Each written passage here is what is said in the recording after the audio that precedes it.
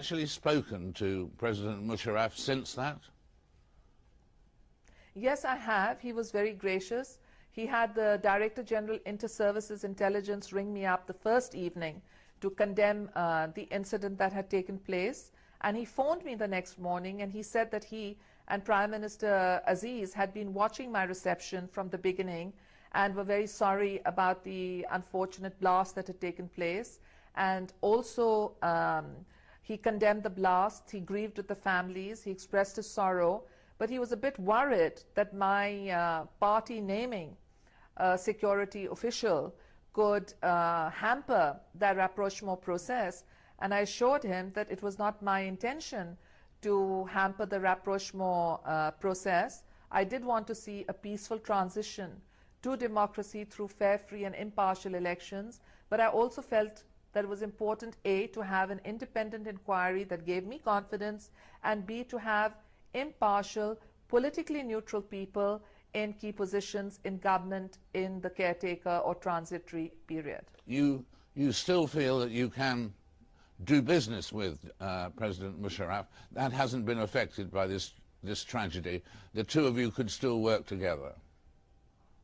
Well, David, I think we need to see this in ongoing negotiations. We both have the desire to work together, but while we have the principle sorted out, we really need to sort out the modalities. Because I'm asking myself how a PPP government, if the people of Pakistan elect us, can actually cope if we cannot have officials in our internal security who we feel have no links to militants and to their supporters. I'm just wondering that if I was the target of a horrific terrorist attack in which 158 people died, and I can't even file a police complaint because the government doesn't allow me to file it, then, well, would this rapprochement mean an effective transition, or would it mean a continuation of the status quo? I'm interested in an effective transition, and I'm willing to explore with General Musharraf the modalities in which that we can have such a transition. But I'm not willing to be the icing on the cake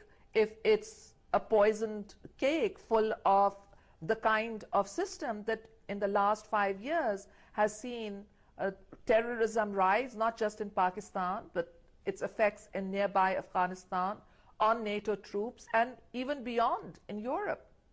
And in terms of what happens next, has there been any progress in terms of the thing about you being allowed to have, or anybody being allowed to have 3 terms in Pakistan as Prime Minister? Well, I have discussed with my party members what has been confidentially assured to us, but they know that we expect a resolution of this issue at the opportune time. But what I'm really interested right now is an investigation, a Pakistan police investigation assisted by the international community with the forensic skills to unmask the perpetrators, organizers, financiers, and sponsors of this act of terrorism. I'm not saying this just because it was an attack on me.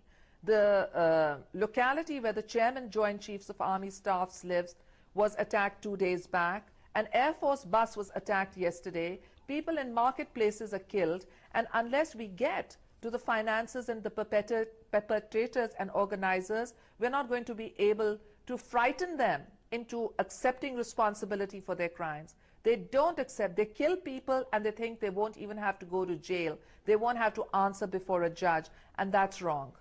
And what about the situation, what if the Supreme Court say that the election of President Musharraf was valid, but he still kept wearing his army uniform? Would that be a problem for you?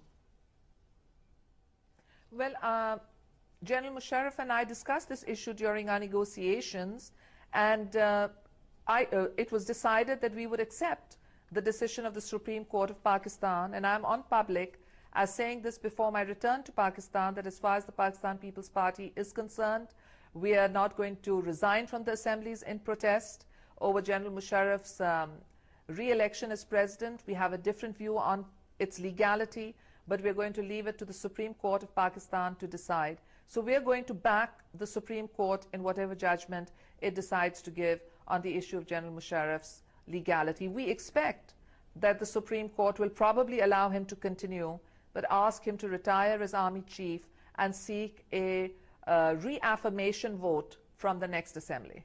So, and if he kept wearing the army uniform, that would be a problem for you and the Supreme Court, perhaps. Yes. Yes, it would be a problem for me, for the Supreme Court of Pakistan.